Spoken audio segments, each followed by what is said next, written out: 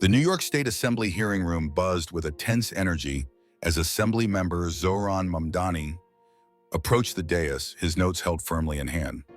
The fluorescent lights of the chamber seemed to glare down as he prepared to question the star witness in a high-stakes hearing on the state's housing crisis. Just moments earlier, the unthinkable happened. Stephen A. Schwarzman, the formidable CEO of Blackstone and a titan of global finance, leaned into his microphone, a condescending smirk playing on his lips. His voice, accustomed to commanding boardrooms, cut through the room's murmur. "Assemblymember Mamdani," he began, "I've reviewed your public statements on housing. For someone who claims to be fighting for tenants, your understanding of basic economics seems naive at best." A wave of quiet gasps and furious scribbling swept through the gallery, which was packed with tenant advocates and corporate lobbyists. Other committee members shifted uncomfortably in their seats. Schwarzman continued, his voice dripping with dismissal. "Perhaps you should review a first-year economics textbook before you try to legislate the most complex housing market in the world." The room erupted in whispers. Reporters exchanged shocked glances. Never in recent memory had a witness of Schwarzman's stature so openly mocked an elected official's intelligence during a public hearing. Mamdani gripped the dais, his knuckles whitening, but his expression remained steady. Schwarzman sat back in his expensive suit, a satisfied look on his face, clearly expecting the young assembly member to stumble or back down. But something in Mamdani's eyes changed. Not fear, but fire. He adjusted the microphone, drew a deep breath, and what happened next left everyone in the assembly chamber speechless. This wasn't just another legislative hearing. This was about to become the most stunning confrontation between Albany and Wall Street in modern history. A few tenant advocates in the gallery nodded approvingly. "As for market principles," Mamdani continued, "I didn't ignore them as you suggest. My submitted testimony on page 23 specifically acknowledges the role of supply and demand. However, it also points out that your company's business model introduces distinct questions of predatory intent that classical economics doesn't fully address.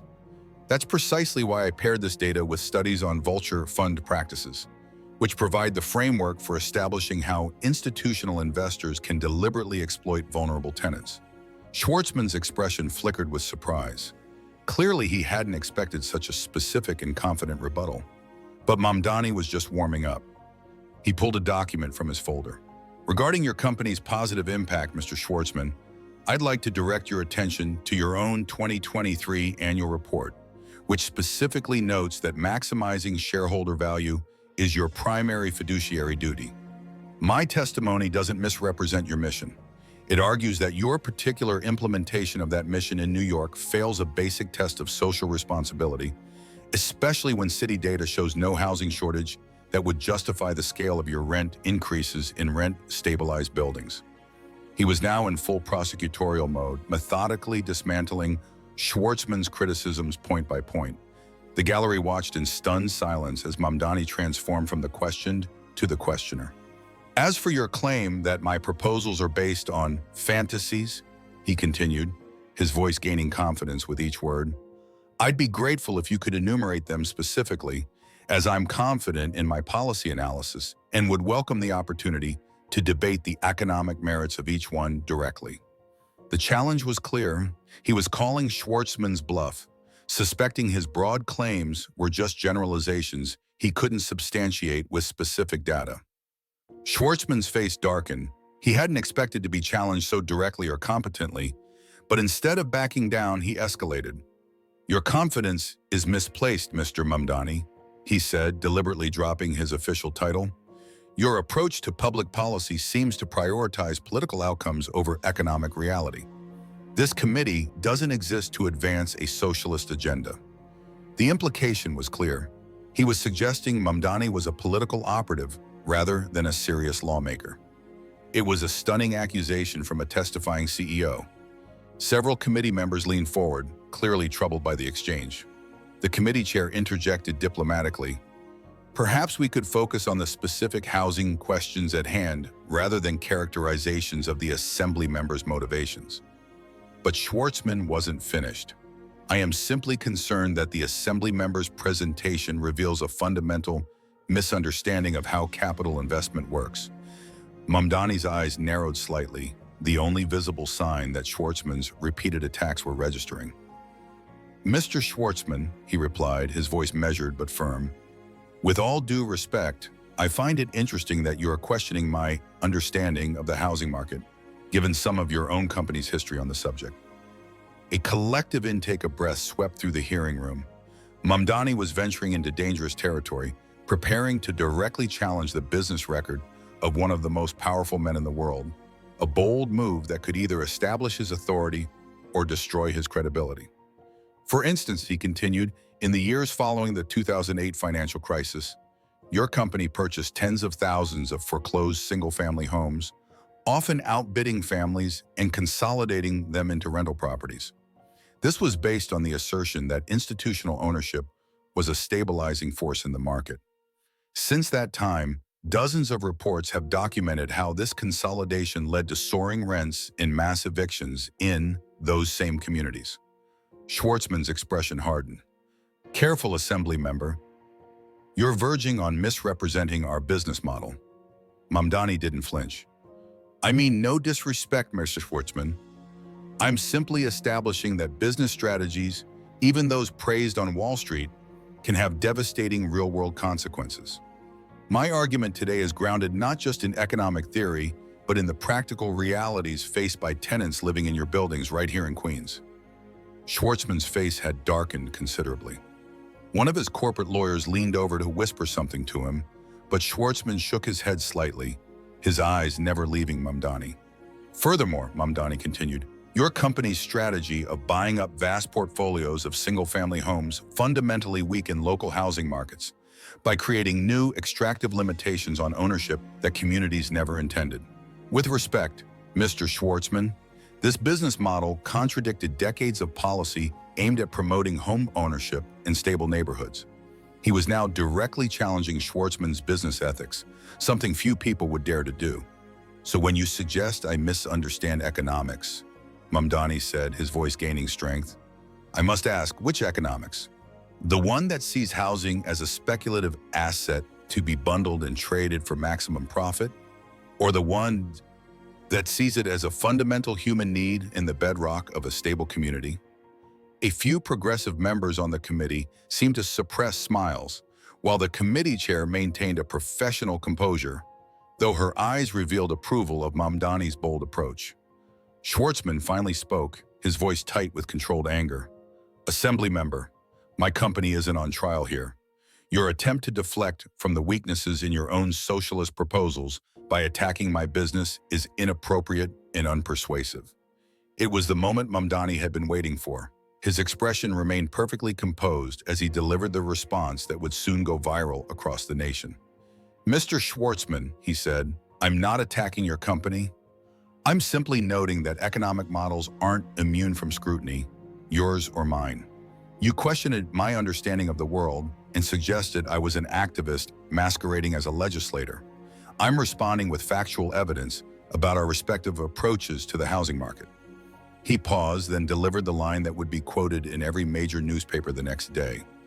"The difference between us, Mr. Schwarzman, isn't our understanding of economics. It's our understanding of value. My record shows an unwavering commitment to protecting every New Yorker's right to a stable home. Your record shows a consistent pattern of extracting wealth from those very homes. From your post-crisis acquisitions to your current rent hike strategies, I've simply remained faithful to the idea that housing is a human right, while you've worked to turn it into a luxury asset at every opportunity." The gallery erupted in muffled gasps and whispers. Schwarzman's face registered shock, then anger. No one had ever spoken to him this way in a public hearing. "How dare you," he began, but the committee chair quickly intervened. "Let's maintain decorum, please," she said firmly. "Mr. Mamdani, while robust debate is appropriate, personal characterizations are not. Please focus your remaining time on the legislative questions at issue." Mamdani nodded respectfully.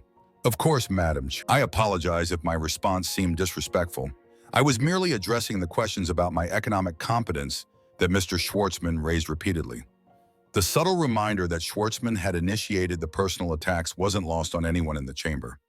Several reporters were already slipping out to file breaking news stories about the extraordinary exchange. To return to the legislative questions at hand, Mamdani continued smoothly. The current loopholes in our state's tenant protection laws fail to pass scrutiny for three specific reasons that are well established in housing policy. He then launched into a masterful analysis of the law's deficiencies, citing data with precision and addressing complex economic tests with remarkable clarity. The contrast between his now strictly policy-focused presentation and Schwarzman's earlier personal attacks couldn't have been more striking. As he spoke, other committee members began engaging with his arguments on their merits. A moderate Republican from upstate asked about the impact on small landlords, while a suburban Democrat explored the evidence of disparate impact on minority communities. Even a pro-business conservative, typically skeptical of housing regulations, asked thoughtful questions about the implementation timeline. Schwarzman, however, remained conspicuously silent, his earlier aggression replaced by tight-lipped attention. The dynamic in the hearing room had shifted dramatically. Mamdani was no longer on the defensive, but was confidently leading a sophisticated policy discussion. When a conservative member attempted to revive Schwarzman's line of attack, suggesting that Mamdani was exaggerating the impact of corporate landlords, he was ready with specific evidence. "I appreciate your concern about whether the impacts are truly significant," Mamdani said.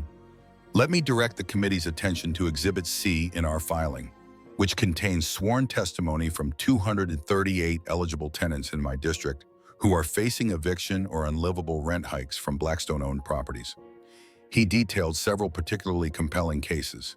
An 82-year-old veteran on a fixed income whose rent was set to increase by $700 a month, a disabled woman who couldn't get necessary repairs for her wheelchair-accessible apartment, and a college student whose parents co-signing her lease were disqualified under new, stricter income requirements after the building was sold. These aren't hypothetical concerns, Mamdani emphasized. These are real New Yorkers, ours, who are being pushed out of their homes despite their good faith efforts to be responsible tenants. His presentation was so compelling that even some of the conservative members appeared moved by the specific examples. The Republican from upstate, in particular, seemed troubled by the case of the elderly veteran. As Mamdani's allotted time neared its end, the chair spoke. "You have 2 minutes remaining, Assembly member." He nodded gratefully. "Thank you, Madam Chair." In closing, I want to emphasize that this hearing isn't about partisan advantage or abstract economic theories.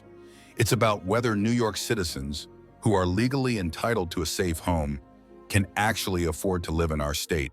His voice took on a passionate but measured quality that commanded attention. A private equity firm's balance sheet might appear neutral on its face, but as implemented, its business model creates substantial and unnecessary barriers for specific groups of tenants, particularly the elderly, the disabled, the poor, and minorities. When a business model's practical effect is to displace eligible citizens from their homes, and when that effect falls disproportionately on protected groups, this legislature has both the authority and the duty to intervene. He gathered his notes with steady hands, his conclusion building to a powerful finale. The right to housing is not just fundamental, it is preservative of all other rights.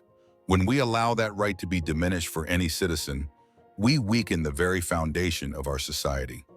He made direct eye contact with each committee member in turn, ending with Schwarzman. "Today, the current conditions in New York show that hardworking tenants are being systematically excluded from the communities they help build. Our laws demand better. Our constituents demand intervention, and justice requires this legislature to act. Thank you." As Mamdani returned to his seat, the hearing room remained silent for a moment, as if collectively processing what they had just witnessed. It wasn't just his policy arguments that had impressed observers, but the way he had stood his ground against one of Wall Street's most intimidating figures, transforming what could have been a career-ending confrontation into a showcase for his extraordinary political and rhetorical abilities. The next person on the witness list, a lobbyist for a real estate association, rose to speak, but the energy had shifted palpably. All eyes remained on Mamdani, who sat calmly reviewing his notes, and on Schwarzman, whose usual impassive demeanor had been replaced by a rigid stillness that betrayed his discomfort. What no one in the hearing room knew yet was that video clips of the exchange were already spreading across social media like wildfire. Within hours, hacked Mamdani vs. Blackstone would become the top trending topic nationwide, and a new political star would be born from what began as an attempt to publicly humiliate him. As the hearing adjourned, the shockwaves from the Mamdani-Schwarzman confrontation were already reverberating far beyond Albany. Committee staffers had to clear a path for Mamdani through a crowd of reporters shouting questions as he exited the building.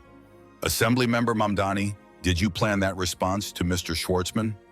Zohran, what made you challenge his business records so directly? Maintaining his professional composure, Mamdani offered only a brief statement. I came here to discuss legislative solutions to a housing crisis that affects millions of New Yorkers. I'm confident the committee will consider the evidence and the human testimony carefully. But while Mamdani remained measured in public, the impact of his confrontation was causing unprecedented turmoil across the political and financial landscape. In the hours following the hearing, sources say the committee chair met with party leadership, expressing concerns about decorum. This isn't how we conduct hearings, the source quoted the chair.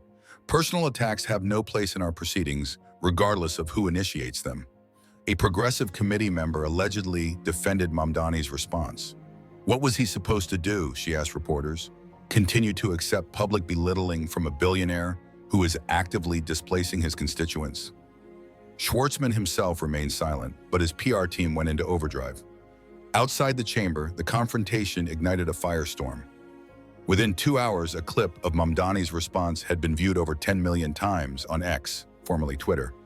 Cable news quickly assembled panels. On CNBC, a financial analyst just called it a masterclass in political theater, but a disaster for anyone hoping to attract investment to New York. On MSNBC, progressive commentator Chris Hayes praised the exchange. What makes this so remarkable, Hayes explained, is not just that Mamdani stood his ground, but that he did it with impeccable command of the facts. He didn't just push back emotionally. He challenged Schwarzman on the substance of Blackstone's own business model, citing their reports and the real-world consequences. It was a masterclass in holding power to account. Fox Business took a different approach, with host Maria Bartiromo condemning Mamdani's response as a disrespectful, anti-capitalist attack on a distinguished business leader. However, even some conservative analysts acknowledged the unusual nature of Schwarzman's initial taunts. It was surprising to see a CEO of his stature get so personal in his testimony, admitted a former Trump economic advisor. It was an unforced error that opened the door for Mamdani's populist rhetoric. By the following morning, the story had made front-page headlines.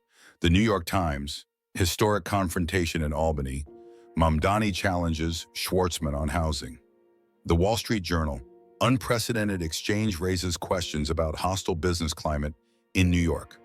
3 days after the hearing, the controversy escalated when New York Magazine published a detailed profile of Mamdani, revealing he had meticulously prepared for potential attacks. I knew my presence as a democratic socialist challenging corporate landlord practices would likely trigger condescension, Mamdani told the magazine. So my team and I studied Blackstone's entire business model, from their SEC filings to their eviction rates in my district. The goal wasn't to attack him personally, but to be prepared if the human cost of his business model was dismissed as irrelevant. A week after the arguments, public interest showed no signs of waning. Cable news ratings for segments discussing the exchange broke records, and Mamdani's social media following increased by over 2 million users. Congressional leaders began to weigh. Senate Majority Leader Chuck Schumer praised Mamdani for standing up for New York tenants with both passion and precision, while House Speaker Mike Johnson criticized him for disrespecting a great American job creator. The confrontation's impact extended into popular culture. Saturday Night Live featured a sketch recreating the exchange, with Pete Davidson playing Mamdani. The skit went viral. Time magazine announced that Mamdani would be featured on its next cover under the headline, "The Voice That Challenged Wall Street." The accompanying article examined the broader implications of the confrontation for the housing rights movement and the role of democratic socialists in American politics.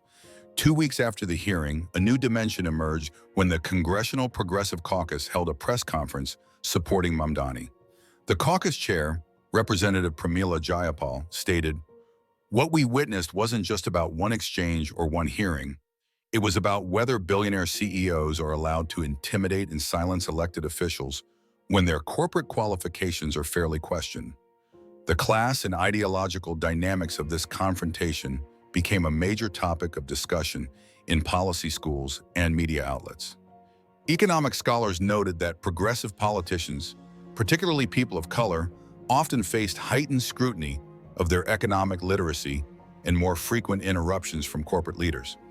What made Mamdani's response so powerful wasn't just what he said, but that he refused to accept treatment that more moderate, business-friendly politicians rarely experience, explained Columbia University economist Jeffrey Sachs on CNN. He demonstrated that standing your ground can be done professionally and effectively. As the weeks passed and the legislature deliberated on a landmark tenant protection bill, speculation grew about how the confrontation might influence the eventual vote. Political analysts noted that during subsequent budget hearings, Schwarzman's lobbyists were unusually subdued, avoiding confrontational tones with legislators. Meanwhile, Mamdani returned to his legislative duties but found himself in unprecedented demand as a speaker at universities and tenant union rallies. He maintained a careful balance, never discussing the specific legislative negotiations, but addressing broader themes of housing rights and economic justice. The fundamental question before this legislature isn't about me or any individual CEO, he told students at CUNY. It's whether our laws extend basic protections to every tenant, regardless of their income or zip code. That's the only question that matters. Behind the scenes, sources in Albany reported that the legislature was deeply divided on the good cause eviction bill. The progressive wing was passionately in favor, while the staunchly conservative members were crafting arguments against it. The key votes, as often happened in closely divided sessions, appeared to be a handful of moderate Democrats and Republicans from suburban and upstate districts. According to legislative insiders who spoke anonymously to CNN, several of these moderates had been quietly researching the specific tenant stories Mamdani had presented. Finally, 4 months after the historic hearing, the state assembly held its vote. In a surprising narrow victory, the bill passed, with the assembly speaker joining the Progressive Caucus and, most unexpectedly, a few moderate members from swing districts. The speaker's floor speech avoided mentioning the confrontation, but cited extensively from Mamdani's testimony and submitted evidence. The bill focused particularly on the severe and demonstrated burden that unregulated rent hikes placed on tenants. When a landlord's business practices result in the mass displacement of law-abiding citizens making good faith efforts to pay their rent, the speaker declared, the state requires heightened scrutiny.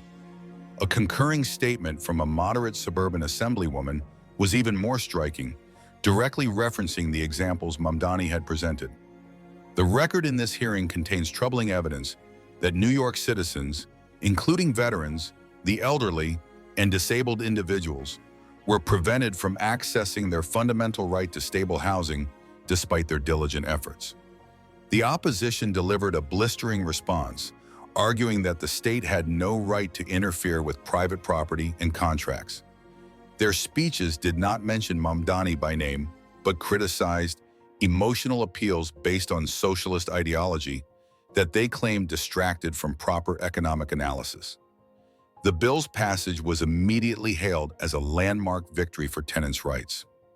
Policy experts noted that the bill established a more protective standard for tenants than many had anticipated from a divided legislature.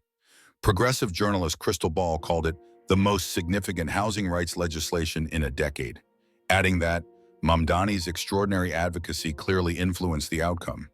When asked about the vote at a press conference, Mamdani was characteristically measured.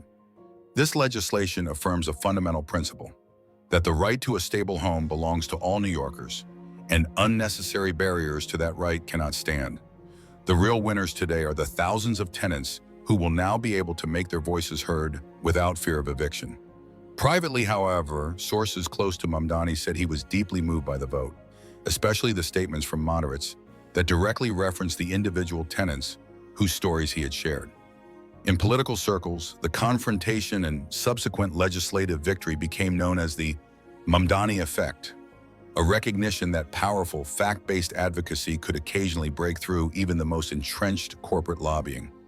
6 months after the bill was signed into law, Mamdani announces he was establishing the Tenant Action Fund, a nonprofit organization dedicated to providing legal and organizing support for tenant unions facing displacement. The organization quickly attracted support from leading civil rights attorneys and substantial funding from progressive donors. The Mamdani-Schwarzman confrontation ultimately transcended the specific bill and individuals involved, becoming a cultural touchstone in discussions about power, respect, and economic justice in America. It demonstrated that even in the halls of power, speaking truth to capital, when done with preparation, precision, and professionalism, could change not just a single law, but potentially the course of a political movement. 1 year later, reflecting on the exchange during a rare interview with The Nation, Mamdani offered perhaps the most insightful perspective on what had transpired. That moment wasn't really about Mr. Schwarzman or me as individuals, he said. It was about whether our political system truly allows all voices to be heard with equal respect. When I responded to him, I was thinking about every tenant I'd ever represented who felt powerless before the law. The elderly woman whose fixed income couldn't keep up with rent. The disabled veteran who couldn't get his landlord to make repairs. The college student working 2 jobs who couldn't afford a home in the city she loved. He paused before concluding, "In our system, no one, not even a billionaire CEO, is above being respectfully challenged when the facts and human dignity demand it. That's not disrespect. That's how democracy works." The Mamdani-Schwarzman confrontation would be remembered not just as an extraordinary moment of political drama, but as a turning point in how America understood the ongoing struggle for housing rights and equal dignity in the economic system.